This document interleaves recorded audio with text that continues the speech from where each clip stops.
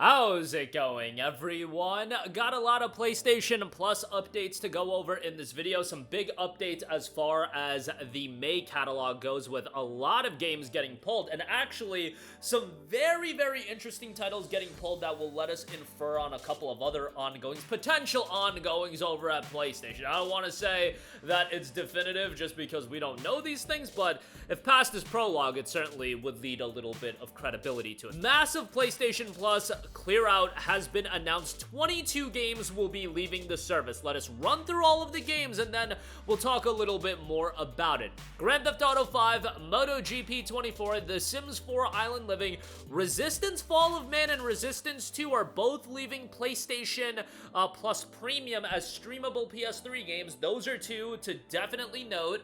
Walkabout Mini Golf, that's a PSVR 2 title. Synth Riders, Ghostbusters, Rise of the Ghost Lord, Before Your Eyes, The Walking Dead Saints and Sinners, Walking Dead Saints and Sinners Chapter 2. Man, PSVR 2 losing a lot of titles there, unfortunately.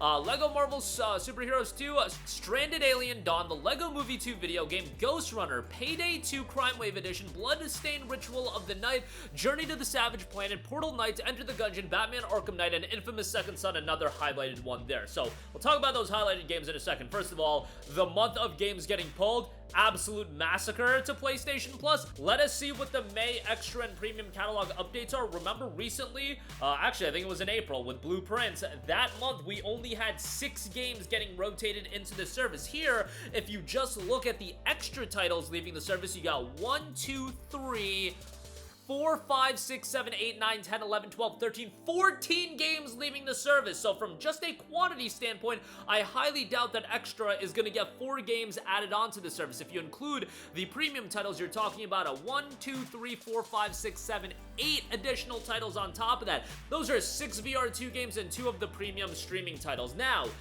that is a massacre, and when we assess the May catalog update, yo, Sony, y'all want to say we're raising the price to increase the value proposition or maintain the value proposition. Isn't that the idea of the PlayStation Plus price increase? I'm not making that up, am I? That's what y'all said was the reason for the PlayStation Plus price increase. But as we've seen with Sony and PlayStation, as far as Plus is concerned, price points go up, value proposition goes down. Alright, so with that out of the way, the games to highlight: Resistance Fall of Man, Resistance 2. Why are those so important to highlight? Those are PlayStation published titles. There is no licensing agreement in place that those games need to get pulled. GTA 5, there absolutely is a licensing agreement that Sony has GTA 5 for this window, then it gets pulled. Resistance 1 and 2 were published by PlayStation. Insomniac developed games.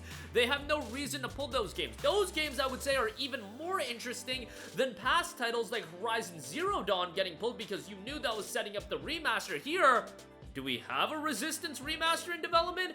And with games like Resistance 1 and 2 getting pulled, can you even buy these games to just stream them? I don't think you can. You have to be subscribed to PlayStation Plus Premium to have access to these games, and the only way is to stream them. I guess you could...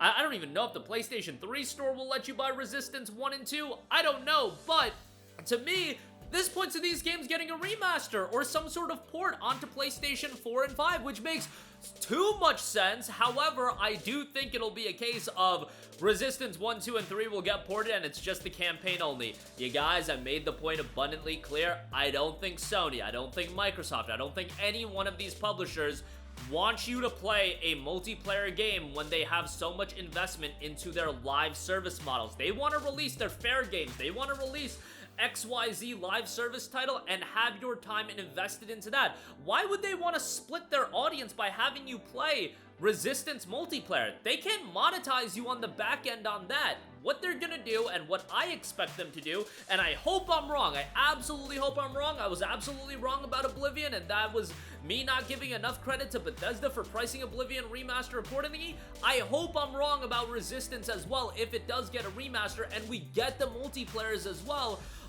It's just, I don't think Sony wants to be in the business of splitting their audience. I think that's why Gears of War isn't going to be having multiplayer, at least that's the rumor, because Microsoft would rather you play Gears of War E-Day when that comes out, and that having all those live service elements, they can sell you microtransactions and everything like that. They're not going to bake in microtransactions into like a classic Resistance experience, so if it does happen, just be prepared. What do I always say? Be a little pessimistic, so when it gets revealed, if it does, you aren't disappointed about the lack of multiplayer. And I will say this, if we're talking about Killzone versus Resistance from just a single player campaign standpoint, from my recollection, because it has been north of a decade since I've played the Resistance campaigns, but from my recollection, I do feel like the Resistance campaigns were better, and a lot of that is because of how much I enjoyed the Resistance 3 campaign, to be fair. I thought the Resistance 3 campaign was stellar.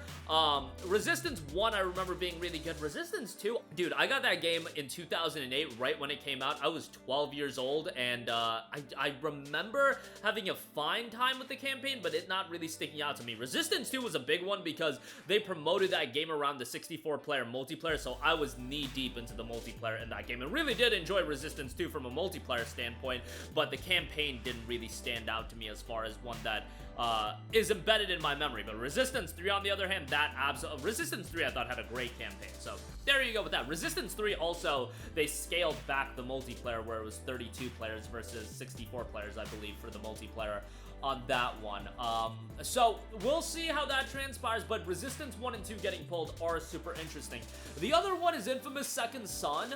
I already talked about this in a previous video. I totally can see Infamous Second Son getting a remaster. It just makes a lot of sense given that that was one of those early PlayStation 4 titles that at this point there's probably a significant audience that never went back and played Infamous Second Son. You want to re-release it, update the visuals a little bit, bro. They're doing it for Days Gone. They're doing it for Horizon Zero Dawn. I think they're just going to do it for every game, and games that they can also port to PC, I think they're incentivized even more so to do that. They did it with Last of Us Part 1 and 2, set that up for a PC release as well, and then, you know, they're even remastering the games that already had existing PC releases and then releasing DLC or upgrades.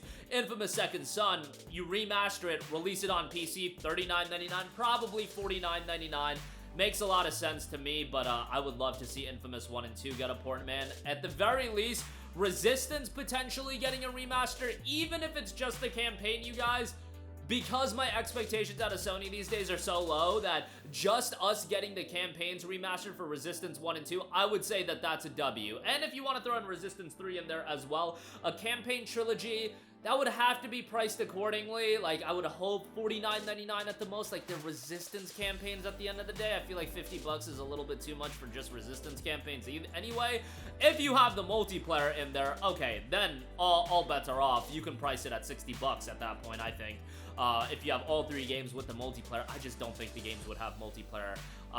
But we'll see. Again, would love to be wrong, would love nothing more than to be wrong. But given these PlayStation published live service games, they got Marathon coming out, they got Fair Game coming out next year. I'm sure they've got other live service games that are still in the pipeline, and they want to give them the opportunity to succeed. I don't think they're gonna do multiplayer on those games, but hey, if they decided to step away from live service entirely or mostly and then offer us the classic games with their classic multiplayer components as well, obviously sign me up all day for that. But you know, these days I am a pessimist when it comes to this kind of stuff, so we'll see how that turns out. But a massive massacre, and not to mention games like Bloodstained Ritual of the Night, Journey to the Savage Planet, Batman Arkham Knight, GTA 5, of course. Those are some major games leaving the service, so hopefully Plus Extra picks up some slack from April in the month of May and we get some quality additions. But that'll do it for me. Let me know all of your thoughts in the comment section down below. Sound off there. Thank you for watching, and goodbye.